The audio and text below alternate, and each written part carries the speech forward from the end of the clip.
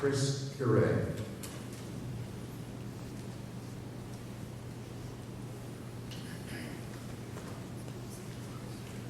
And a reminder, if you do have written testimony, please place it in the box at the front if you'd like it to be submitted for the record. Good afternoon. I don't know what to say. These people are always so eloquent, but I just would like to say, I looked into some of the chemicals that will be spewed into the environment by this proposed plant. They are all major factors of acid rain. Now, I'm pretty old, so I remember when the big thing was acid rain, and there were major protests about acid rain, how bad it was for you, and now I guess it's okay because some highfalutin company wants to come in and put a big plant in the middle of a beautiful area to line their own pockets. Now there's really a lot wrong with that. When I was in my teens, acid rain was so bad, now it's okay. Something's really wrong with that picture. You know, we were even less educated then than we are now. Now we should really be protesting it. You know, more and more children are also diagnosed with breathing problems. Why? Because of the same chemicals that this plant will be spewing into our environment. And also, the older people who have breathing problems, it's going to compromise them.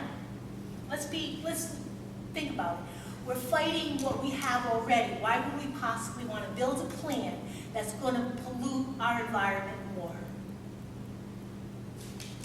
These chemicals there's nothing good about it. We know of the results these chemicals we already have. Why? When we're uneducated. I think we need to remember what we did when we were younger and protested more. And I think that's why we're all here, because we're protesting this power plant. And it's not good for anybody. We don't need it. There's so many things wrong with it, and I beg you not to issue this permit. Thank you. Yes. I'm Mary Elliott. I live in Harrisville on West Road. Thank you. Chris Curet, followed by Cynthia Risco. Hi, my name is Chris Curet, 17 Whitcomb Street in Webster. I grew up on Brook Road here in Harrisville. Much of my family and friends live nearby, and were this power plant to be built, it would be an immediate threat to their God-given right to clean air. I'd like to preface my statements by also giving my credentials as a professional working in the energy sector, as I'm a champion of renewable energy, and I've helped to put up solar installations across the region. I have also never clear-cut a forest to do so. Proper setting of infrastructure is of great importance from an environmental and health standpoint. And this proposed plan is, with no exaggeration, one of the worst imaginable proposals, especially given that we have better, cleaner, renewable energy installations coming online every day. I'll start by saying there are so many negative air quality impacts to consider that 3 minutes isn't enough to hit them all. A power plant is part of a bigger system, and to properly analyze the impacts, we need to look at where the fuel is sourced, how it gets to us, and then how it impacts us when we burn it. You can't burn the fuel without first sourcing it. Again, so even talking specifically about air quality, we're talking about the air quality impact starting from the sourcing of the fuel, which in this case is the practice of hydraulic fracking that is quite literally destroying our planet. Where there are astronomical negative air impacts at the site, and then there are pipelines. Do you know the one absolute thing about pipelines is that eventually over time, they leak and they even spill. So all of this frac gas is being piped all the way over from Pennsylvania, and it is negatively impacting the air and water qualities near every single leak. People are lighting their faucet water on fire.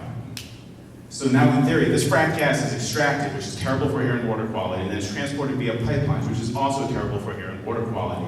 And then we're going to clear cut a massive area of pristine and developed forests, which happen to be amazing and essential for air quality.